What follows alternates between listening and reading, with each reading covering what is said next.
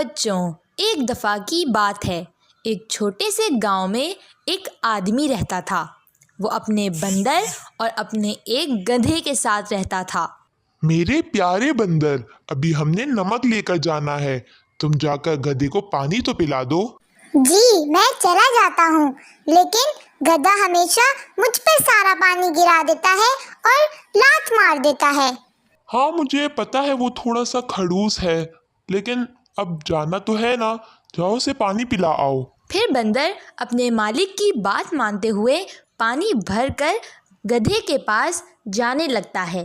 वो रास्ते में यही सोच रहा होता है कि गधा ज़रूर कुछ न कुछ फिर करेगा। गधा भाई, जरा उठे, पानी पी लें। अभी आपने जाना भी तो है मालिक के साथ नमक पहुंचाने के लिए। क्या सच में? नहीं, अभी मुझे बहुत नींद आ रही है, तुम जाओ यहाँ से। गधा फिर से सो जाता है। बंदर फिर कोशिश करता है, लेकिन जब गधा नहीं उठता तो बंदर गधे के ऊपर पानी डाल देता है। ओ पागल, ये तुमने क्या किया? सारा पानी मुझ पे गिरा दिया तुमने। मैं तुम्हें छोड़ूंगा नहीं। वो आप उठ नहीं रहे थे ना? मैंने सिर्फ आपको उठाया है। मैं इससे काम करा लेता हूँ। इसको बोलता हूँ कि ये बोरी उठा ले। बड़ा मजा आएगा जब बंदर बोरी उठाएगा। गधा बंदर से बोरी उठवाता है जो बहुत भारी होती है, लेकिन बंदर वही बोरी गधे के ऊपर डाल देता है और वहीं से मालिक भी आ जाता है। गधा कुछ भी नहीं कह पाता। अरे वाह, आज तो मेरा गधा जल्दी तैयार हो गया है। शुक्रिया मेरे प्यारे बंदर, तुम्हारी वजह से आज गधा तैयार हो गया है।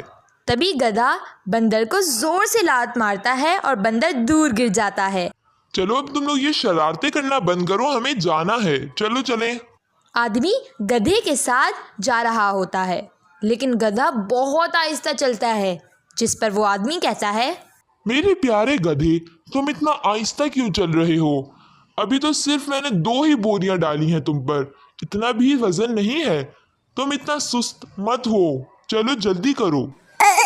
मैं कोशिश तो करता हूँ, लेकिन ये बहुत भारी है। उफ हो, तुम भी ना। चलो अब चलो, देर हो रही है। खुद तो कभी उठाया नहीं बोरे और मुझे उठाने के लिए दे दिए। खुद उठाए तो पता चले कितना भारी है। अभी तो ये नदी भी पार करनी है। उफ, कैसे करूँगा? तभी वो नदी के पास पहुंचता है। वहाँ काफ़ी धूप होती है, जिसकी वजह से जब गधा नदी पार कर रहा होता है तभी वो गिर जाता है, और जब वो नदी से बाहर आता है तो वो बहुत हल्का महसूस करता है। अरे नहीं, ये क्या हो गया? सारा नमक पानी में बह गया। अच्छा, तो इसलिए मुझे हल्का हल्का लग रहा था। सारा नमक तो पानी में बह गया। अब कितना हल्का हल्का लग रहा है। अब तो मैं रोज ऐसे ही किया करूँगा, रोज यहाँ पे गिर जाया करूँगा।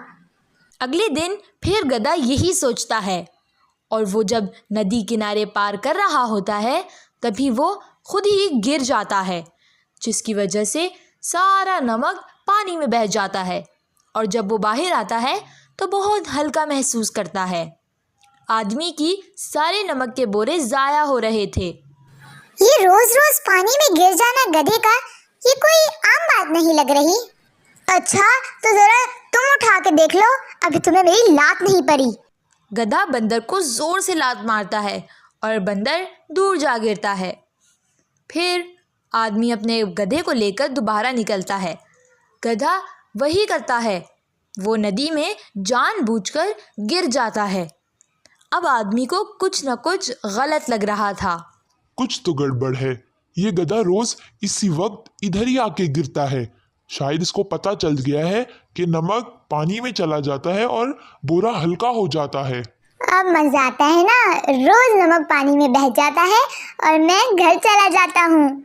उसी रात बंदर और आदमी पत्थर के ऊपर बैठे हुए होते हैं। तभी बंदर आदमी को परेशान देखते हुए कहता है, अरे मालिक, आप इतने उदास और इतने टेंशन में क्यों लग रहे हो? दरअसल मेरा काफी नुकसान हो चुका है उस गधे की वजह से। वो शायद जानबूझकर गिर जाता है ताकि उसे वजन ना उठाना पड़े। आप बिल्कुल ठीक कह रहे हैं। मुझे पहले शक था, लेकिन अब तो यकीन हो गया है। रोज रोज ऐसा अनजाने में नहीं हो सकता। तो फिर क्या किया जाए, मुझे तो कुछ समझ नहीं आ रहा।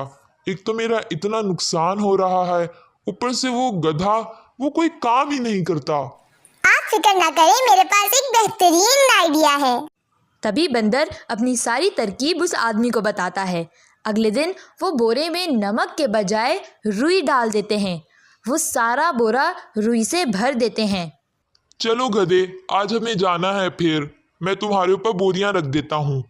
आदमी जब गधे के ऊपर बोरी रखता है तो वो भारी होती है। ये इतनी भारी क्यों है? मुझसे तो उठाई नहीं जा रही। लेकिन कोई बात नहीं, मैं नदी में गिर जाऊंगा और ये सारा नमक बह जाएगा। मुझे अब टेंशन लेने की जरूरत नहीं। चलो अब चलते हैं गधे, हमें और भी काम करना है। बंदर, पीछे ख्याल रखना। आप फिक्र ही ना करें, आप लोग आराम से जाएं। आज के दिन गधा कुछ ज़्यादा ही खुश होता है और आदमी से आगे आगे चल रहा होता है। वो नदी में पहुंचते हैं और वो दोनों नदी पार करने के लिए नदी में कूदते हैं। तभी गधा अचानक गिर जाता है। आदमी को सब समझ आ रही होती है, लेकिन जब गधा उठता है तो उससे उठा नहीं जा रहा होता। ये इतना भारी कैसे हो गया? क्या नमक घुला नहीं पानी में?